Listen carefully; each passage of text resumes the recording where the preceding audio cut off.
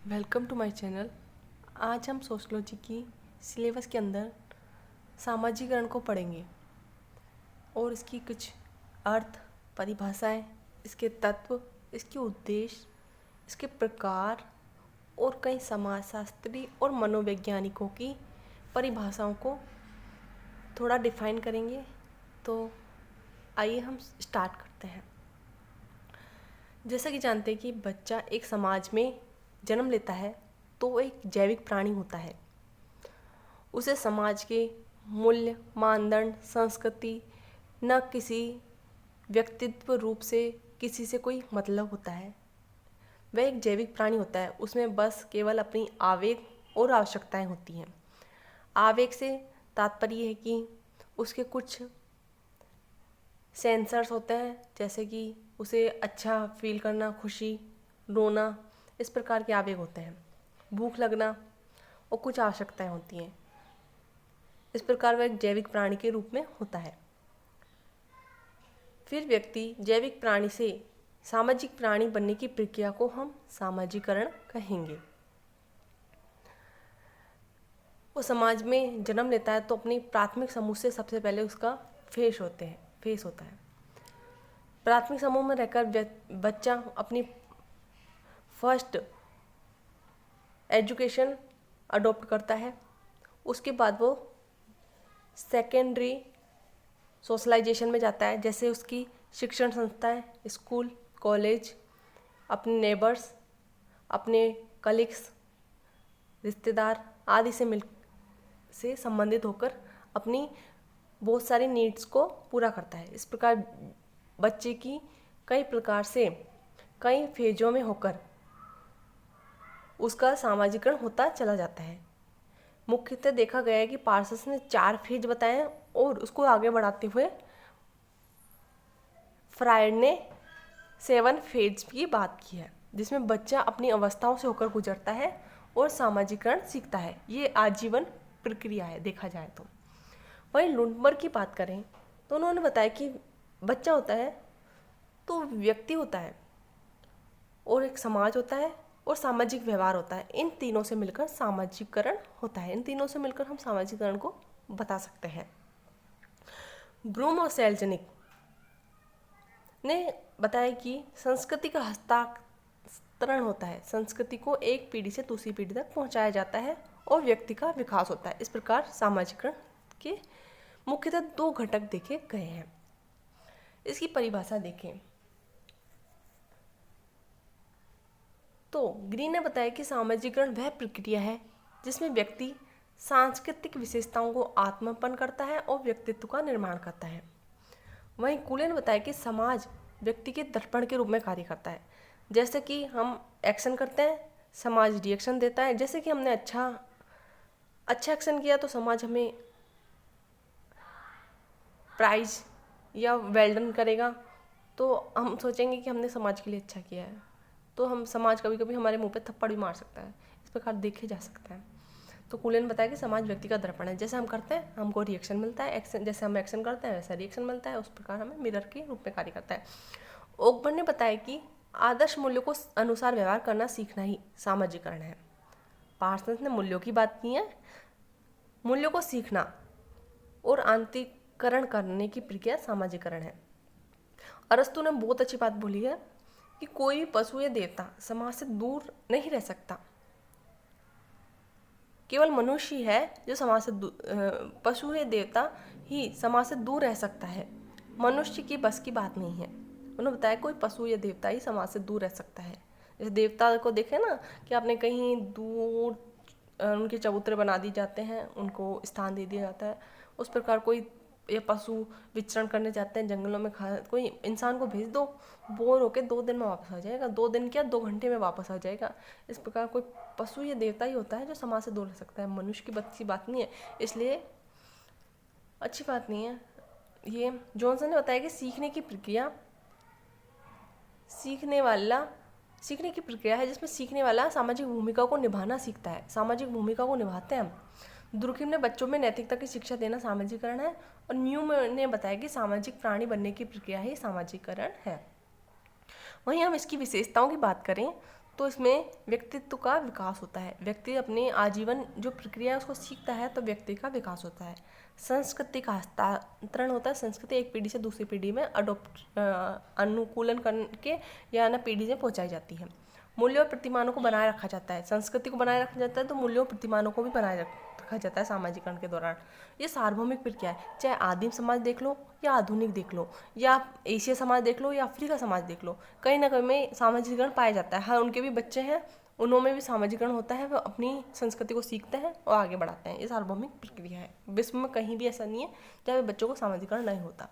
ये आजीवन प्रक्रिया है। जैसे कि पार्सन ने बताया 4 स्टेज की बात की है। बच्चा पहले मौखिक अवस्था में गुजरता है, फिर शेषावस्था में गुजरता है, फिर तादात्म्यकरण होता है, फिर किशोर अवस्था। इस प्रकार ये आजीवन प्रक्रिया है। कहीं ना कहीं हम बचपन से लेकर बुढ़ापे तक कुछ ना कुछ सीखते ही रहता है और सीखना भी चाहिए। ये एक मोटिवेशन का कार्य करता है हमारे लिए। सीखना अच्छी बात है। प्रकार्यात्मक सदस्य बनने की प्रक्रिया है। सामाजिकरण क्या है? प्रकार्यात्मक सदस्य बनने की प्रक्रिया है। सामाजिकरण की पद्धति देखें तो ब्रूम और सेल्ज ने बताया कि अनुकरण, प्रशिक्षण, सहानुभूति, सुझाव, 4 प्रकार की प्रक्रिया देखी गई है सामाजिकरण के दौरान। अनुकरण, व्यक्ति अनुकरण से सीखता है। जैसे कि हम अपने बड़ों को फॉलो करते हैं, हमारे बड़े जिस प्रकार के व्यवहार करते हैं हम उनको फॉलो करके इस प्रकार सीखते हैं। प्रशिक्षण, प्रशिक्षण में बताया कि जिस प्रकार हम स्कूल, कॉलेज आदि में शिक्षा लेते हैं तो हमें कहीं राजनीतिक शिक्षा मिलती है, कहीं आर्थिक शिक्षा कहीं अलग से मिलती हैं। इस प्रकार धार्मिक शिक्षा भी हम लेते हैं, कहीं ना कहीं से किस प्रकार की क्रिया करनी चाहिए। इस प्रकार प्रशिक्षण के दौरान भी हम सामाजिकरण होता है। सहानुभूति, सहानुभूति मुख्यतः प्राथमिक समूह में देखी गई है जिसमें हम परिवार के साथ जुड़ते हैं, उनके इमोशन से अटैच होते हैं, तो सहानुभूति की प्रक्रिया से हम कुछ सीखते हैं कि। और सुझाव, सुझाव में भी कोई व्यक्ति हमें किस प्रकार के सुझाव देता है उस प्रकार से हम सीखते हैं। कूले ने बताया, इनको थोड़ा याद करना मुश्किल है, आप इस प्रकार याद कर सकते हैं कि कूले को सरप्राइज दिया। अब सरप्राइज में पुरस्कार भी हो सकता है, दंड भी हो सकता है। ब्रूम और सेल्जनिक की तो आपको पद्धति याद करनी पड़ेगी। कूले की आपको मैं बता देती हूँ कि कूले को किसी ने सरप्राइज दिया, सरप्राइज में दंड भी हो सकता है और पुरस्कार भी हो सकता है। तो पुरस्कार और दंड, पुरस्कार के माध्यम से सीखते हैं, कई लोग दंड के माध्यम से सीखते हैं। और से सहयोग, प्राइज से तात्पर्य के प्रोत्साहन, सहयोग के माध्यम से सीखते हैं और प्रोत्साहन के माध्यम से सीखते हैं। इस प्रकार 4 चीज़ें इसकी नोट डाउन करने जैसी है। वहीं फीचर ने बताया कि फीचर उसके, जैसे हम बोलेंगे इसको नोट डाउन करें, इसको कोड में लें, कोडिंग करें, तो हम बोलेंगे उसके फीचर देखकर मैं प्रसन्न हो गया। अब प्रसन्न से तात्पर्य के पै से प्रतियोगिता, से सुझाव, न से नकल। हम किसी की नकल देख के सीखते हैं, नकल करके सीखते हैं, किसी से सुझाव लेकर सीखते हैं और किसी से कंपटीशन करके सीखते हैं, प्रतियोगिता कर से सीखते हैं। इस प्रकार की 3 पद्धति से हम सीखने को मिलती है। ये हर किसी की अपनी थ्योरी है, तो हर किसी ने अपने अपने पॉइंट ऑफ व्यू से पद्धति बताई है। अब सामाजिकरण के तत्व देखें तो ब्रूम और सेल्जनी ने 3 तत्व बताए हैं: व्यक्ति, समाज और शरीर रचना, सहावयव। इसने 3 प्रकार के तत्व बताए जो सामाजिकरण में अहम भूमिका निभाते हैं। और स्टीवर्ट और गिले ने बताया कि अंतःक्रिया, संचार, भावनात्मक स्वीकृति, इस प्रकार सामाजिकरण होता है। अंतःक्रिया के माध्यम से, अंतःक्रिया के दौरान हम किसी से संचार करते हैं और संचार से भावनात्मक, इमोशनल अटैचमेंट होता है। इस प्रकार सामाजिकरण के तत्व हैं। इसके उद्देश्य देखिए, सामाजिकरण के क्या उद्देश्य हैं। तो ब्रूम और सेल्जनी की अच्छे उद्देश्यों की डेफिनेशन दी गई है। ये क्षमताओं का विकास होता है। सामाजिकरण के दौरान हम कुछ सीखते हैं तो हमारे अंदर एक मोटिवेशन आता है कि हम इसे कर सकते हैं, क्षमताओं का विकास होता है, हमारी आकांक्षाओं की पूर्ति होती है, नियमबद्धता का विकास होता है, एक नियमों से हमें चलने की सीख मिलती है और सामाजिक भूमिकाओं को निभाना सीखते हैं। इस प्रकार इसके वैसे तो कई उद्देश्य हैं, वैसे 4 उद्देश्य ब्रूम और सेल्जनिक ने बताए हैं। अभिकरण की बात करें तो सामाजिक अभिकरण, सामाजिकरण किस किस के थ्रू होता है हमारे पास, तो उसकी बात की गई है। इसमें परिवार,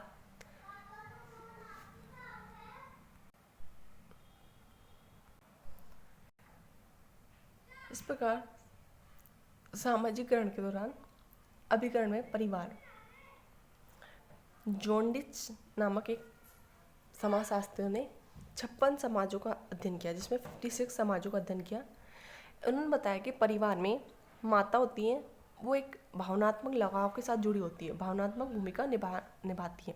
वहीं पिता नेतृत्व का रोल प्ले करता है। इस प्रकार परिवार व्यक्ति को सामाजिकरण में दोनों प्रकार की सुविधा देता है। उसको हार्डपन भी उसमें मिलता है और सॉफ्ट कॉर्नर भी उसमें देखने को मिलता है परिवार में।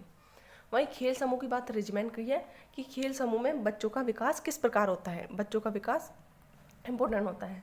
वहीं नातेदारी, विवाह के दौरान भी बच्चों का विकास होता है। पड़ोस, शिक्षण संस्थाएं, राजनीतिक प्रक्रियाएं, आर्थिक प्रणाली, धार्मिक, विवाह, सांस्कृतिक और व्यवसायिक, इन प्रकार से देखा जाए तो सामाजिकरण के अभिकरण हैं। इसमें बच्चों का सामाजिकरण होता है। और सामाजिकरण के प्रकार देखें तो ब्रूम और सेल्जनिक ने इसको 2 प्रकार बताए हैं, दमनकारी सामाजिकरण और सहयोगी सामाजिकरण। दमनकारी सामाजिकरण मुख्यतः बच्चों पर केंद्रित होता है, जो माता पिता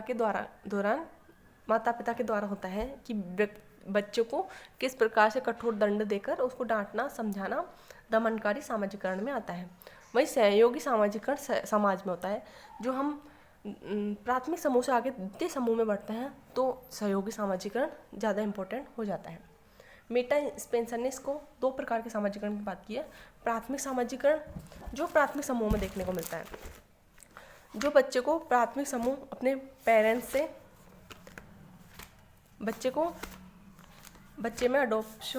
बच्चे में देखने को मिलता है। वहीं द्वितीय सामाजिकरण अन्य द्वितीय समूह के सदस्यों द्वारा दिया जाता है। द्वितीय सामाजिकरण कहते हैं, जैसे कि आर्थिक समुदाय, व्यवसायिक, इस प्रकार के प्राथमिक समूह के अलावा भी दूसरे द्वितीय सामाजिकरण होते हैं। नकारात्मक सामाजिकरण का तात्पर्य कि जिसमें व्यक्ति समाज द्वारा अस्वीकृत व्यवहार को भी सीख लेता है, जैसे चोरी करना, गाली गलौज करना, इस प्रकार नकारात्मक सामाजिकरण भी देखने को मिलता है। विसामाजिकरण का तात्पर्य कि पहले सीखा हुआ उसको पूर्णतः भुला देना, व्यक्ति का जो पहले सामाजिकरण हुआ है उसे समाप्त कर देना विसामाजिकरण है। वहीं पुनः सामाजिकरण विसामाजिकरण से आगे की चीज़ है। पहले हुए भुलाए हुई चीज़ को भुलाकर नया सीखना, उसको पुनः सामाजिकरण कहते हैं।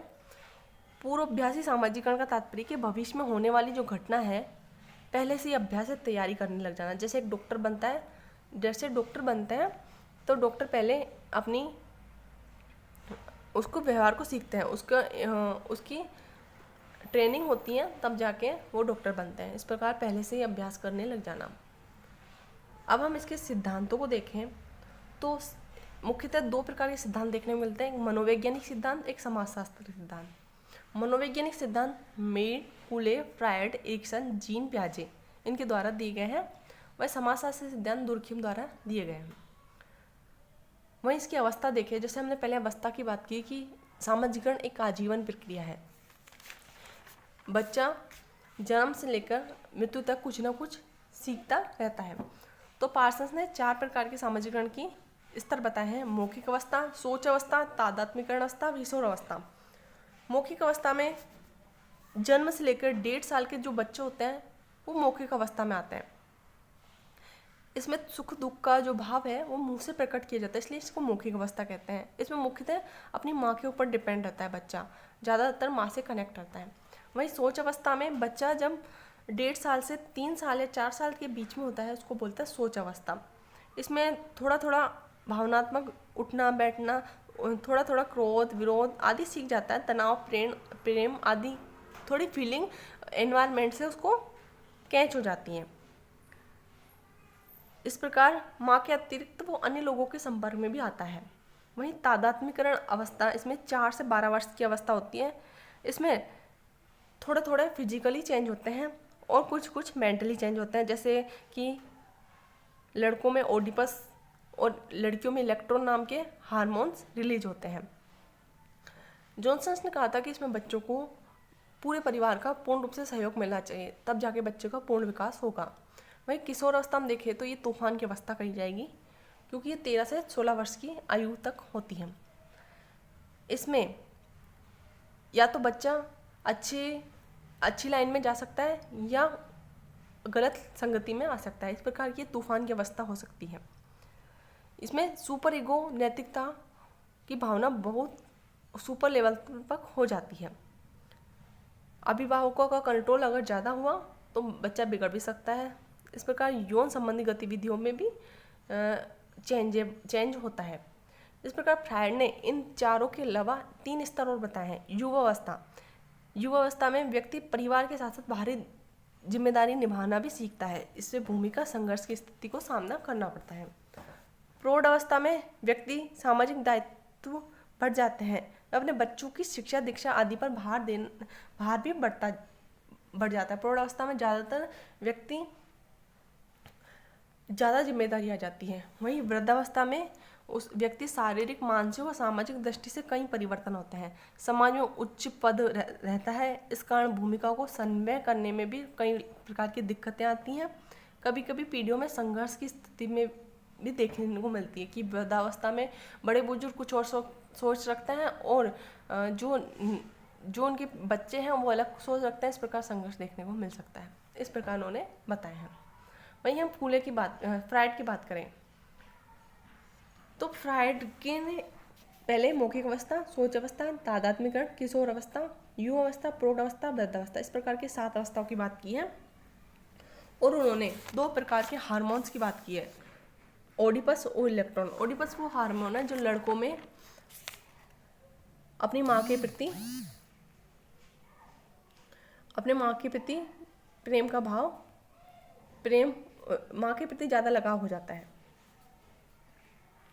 वहीं इलेक्ट्रॉन हार्मोन्स में पुत्री का पिता के प्रति ज़्यादा प्रेम लगाव होता है। इस अवस्था में बच्चा संबंधों में विभेदीकरण सीख जाता है। इस प्रकार के 2 हार्मोन्स उस टाइम जनरेट होते हैं। उन्होंने इड, ईगो, सुपर ईगो की बात की है। फ्रायड की बुक थी लुबिडो। इस आधार पर उन्होंने एक मनोविश्लेषण के पिता भी कहा जाता है। उन्होंने 3 भागों में बांटा है। इड, ये अनकॉन्शियस माइंड में होता है। इसमें मुख्यतः मूल प्रेरणा और मनोवृत्तियाँ और इच्छाओं का योग होता है। इड के सामने नैतिक, अनैतिक, अच्छा बुरा कुछ नहीं होता। उसको केवल अपनी मन की चलानी होती है। ईगो में थोड़ा कॉन्शियस माइंड आ जाता है, तार्किकता आ जाती है, परिस्थिति के अनुकूल व्यवहार करना सीख जाता है। इड के समान ही ईगो भी अच्छे बुरे का ध्यान नहीं रखता, लेकिन समाज के साथ संतुलन, नैतिकता इसमें थोड़ी इड से ज़्यादा होती है ईगो में। सुपर ईगो तो एक महान सामाजिक मूल्य, परंपरा आदि आदर्शों का योग होता है। इसमें नैतिकता का सहारा लिया जाता है। ये इड और ईगो पर नियंत्रण करता है, सुपर ईगो। इस प्रकार 3 प्रकार की स्तर की बात की है। वहीं कूले की बात करें तो कूले ने अपनी book human nature and social order, जो 1902 में आई थी, इसमें उन्होंने अपने आत्मदर्पण का सिद्धांत दिया। इन्होंने लुकिंग सेल्फ की अवधारणा दी, जो मुख्यतः थेकरे की बुक वैनिटी फेयर से ली गई हुई थी। इन्होंने बताया कि बच्चे का आत्मा का विकास, स्वयं का विकास समझाने का प्रयास किया है। आत्मा कोई शारीरिक तत्व नहीं बल्कि मानसिक तत्व है। कि इसमें बच्चा वह सोचता है कि लोग मेरे बारे में क्या सोचते हैं। लोगों को, समाज को दर्पण की तरह देखता है। जैसे कि हमने पहले बताया कि समाज व्यक्ति के दर्पण के रूप में कार्य करता है। तो बच्चा सोचता है कि दूसरे मेरे बारे में क्या सोचते हैं, फिर सोचता है दूसरे की राय के संदर्भ में मैं अपने आप को कैसे सोचता हूँ और मैं अपने आप को सोचकर अपने आप को कैसे मानता हूँ। इस प्रकार की 3 अवधारणा उस अपने आप में केंद्रित रहती है। इसने व्यक्ति और समाज को दोनों को इम्पोर्टेंट बताया है कि व्यक्ति भी इम्पोर्टेंट है, समाज भी इम्पोर्टेंट है। इस प्रकार इन्होंने आत्मदर्पण और समाज के लुकिंग सेल्फ का सिद्धांत दिया। वहीं मिड का सिद्धांत आते हैं तो आई, मी और सेल्फ, समाज को महत्व माना इन्होंने व्यक्ति को ज़्यादा महत्वपूर्ण नहीं माना, समाज को महत्व माना है। इनकी बुक आई थी माइंड, सेल्फ एंड सोसाइटी। इसमें उन्होंने अपने सिद्धांत आई, मी और सेल्फ का सिद्धांत दिया। आई का मतलब है कि मैं अपने बारे में क्या सोचता हूँ, और मी का तात्पर्य है कि मैं अपने बारे में, दूसरों की प्रतिक्रिया किस प्रकार है मेरी तरफ, यानी मैं लोगों को किस प्रकार की क्रिया करता हूँ, आई, और दूसरे मेरे से किस प्रकार की प्रतिक्रिया देते हैं। और इस प्रकार सेल्फ का निर्माण होता है कि दोनों से मिलकर सेल्फ का निर्माण होता है। इसमें सेल्फ के निर्माण में व्यक्ति भूमिका ग्रहण और भूमिका निर्वाह करना सीखता है। अब भूमिका ग्रहण का तात्पर्य है कि खेल खेल में बच्चा कभी कभी माँ बाप की भूमिका को निभाना सीखना चाहता है, तो कभी कभी खेल खेल में मम्मी बन जाती है, कभी कभी पापा बन जाते हैं। इस प्रकार भूमिका ग्रहण करके वो भूमिका को ग्रहण करना सीखता है। लेकिन भूमिका निभाना वास्तव में भूमिका निभाना होता है, एक भूमिका ग्रहण करना एक फिक्शन होता है, एक काल्पनिक दुनिया होती है। लेकिन भूमिका निभाना एक वास्तविक दुनिया होती है। जब भूमिका निर्वाह करती है तो भूमिका वास्तव में निभाई जाती है। जनरलाइज अदर, भूमिका निर्वाह करने से जनरलाइज अदर का निर्माण होता है। इसमें व्यक्ति अपनी भूमिका को निभाना सीखता है। इस प्रकार इन्होंने 3 स्तर बताए हैं: तैयारी स्तर, क्रीड़ा स्तर, खेल स्तर। इससे बच्चा गुजरता है। प्रिपेरी स्तर प्ले और गेम। प्रिपेरी में मुश्किल से 1 साल के बच्चे का, जो मौखिक अवस्था में बच्चे होते हैं वो प्रिपेरी स्तर होते हैं। क्रीड़ा अवस्था में 2 या 2-2.5 साल के बच्चे होते हैं, और खेल स्तर में 3 साल से बड़े बच्चे होते हैं। इस प्रकार बच्चों का विकास होता है, समाज से कनेक्ट होते हैं। और सिग्निफिकेंट अदर में उन लोगों को शामिल किया है जिनको हम आदर्श मानते हैं, जिनको हम फॉलो करना चाहते हैं, उनको उन्होंने सिग्निफिकेंट अदर में माना है। और जनरलाइज्ड अदर में जो हम निर्वाह करते हैं, वास्तव में हम जिन चीज़ों को निर्वाह करते हैं, जिन जिम्मेदारी को पालन करते हैं, उनको जनरलाइज्ड अदर में देखा गया है। वहीं तुर्खीम की बात करें तो उन्होंने सोशियोलॉजी ऑफ फिलोसफी नामक बुक में सामूहिक प्रतिनिधान और सामूहिक चेतना की थ्योरी दी है। इन्होंने बताया कि कोई एक आदर्श और मूल्यों को कोई एक व्यक्ति नहीं मानता, पूरा समाज उसको फॉलो करता है, जब जाके अन्य व्यक्ति भी उसको फॉलो करते हैं। इस प्रकार उन्होंने सामूहिक प्रतिनिधान या सामूहिक चेतना की अवधारणा दी है। उन्होंने नैतिकता पर अधिक जोर दिया कि नैतिकता की शिक्षा से ही सामाजिकरण होता है। इस पर व्यक्ति मालक का मस्तिष्क को कोरे कागज के समान होता है, उसमें जैसा भी अंकित करेंगे व्यक्ति उस प्रकार व्यवहार करना सीख जाता है।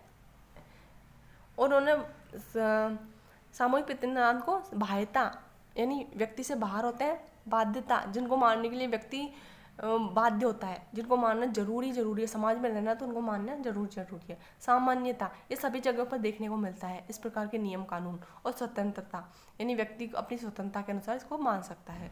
इस प्रकार की 4 प्रकार की बाउंडेशन इसमें देखने को मिलती हैं। वहीं जीन पियाजे ने 4 प्रकार की स्टेज बताए हैं। संवेदिक चालक जो बच्चे जन्म से लेकर 2 साल तक देखने को मिलता है। इसमें सेंस के आधार पर बच्चों अपने आप को समाज से कनेक्शन लेते हैं, ज़्यादातर माता से ज़्यादा कनेक्ट होते हैं। प्री ऑपरेशनल स्टेज यानी पूर्व परिचालक स्तर 2 से 7 साल के बच्चों में देखने को मिलता है। इसमें बच्चे में दूसरों को पहचान सकते हैं इसमें बच्चे। वहीं मूर्त परिचालक स्तर 7 से 11 वर्ष के बच्चों में होता है। ये मुख्यतः तार्किक और अमूर्त चीज़ों को भी पहचान सकते हैं। वहीं औपचारिक परिचालन 11 से 15 साल के बच्चों में होता है। इसमें बच्चे का देखा जाए तो पूर्ण रूप से विकास हो चुका होता है। इसमें बच्चा समाज से अपने आप को कनेक्ट महसूस करता है। इस प्रकार जीन पियाजे ने 4 प्रकार की स्टेज बताए हैं। इस प्रकार हमारा सामाजिकरण के टॉपिक यहीं पे पूरा होता है। इस प्रकार इरिक्सन के सिद्धांत भी देखें तो इरिक्सन ने अपनी book identity of youth and crisis में सामाजिकरण के सिद्धांत के संबंध में पहचान संकट की अवधारणा दी। इन्होंने बताया कि जब हम समाज में होते हैं तो हमारे सामने अपने स्तरों के हिसाब से, जैसे हम आजीवन ये प्रक्रिया चलती है तो 8 प्रकार की सिचुएशन से गुजरते हैं, तो हमेशा 2 प्रकार के संकट हमारे सामने महसूस होते हैं। या तो हम समाज से ज़्यादा कनेक्ट हो सकते हैं या हम उसे छोड़ सकते हैं। इस प्रकार हम उदासीन हो सकते हैं। इस प्रकार हमारे पास 2 संकट देखने को मिलता है। इस प्रकार उन्होंने संकटों की बात की है। इस प्रकार हमारा सामाजिकरण का टॉपिक यहीं पे पूरा होता है। Thank you very much.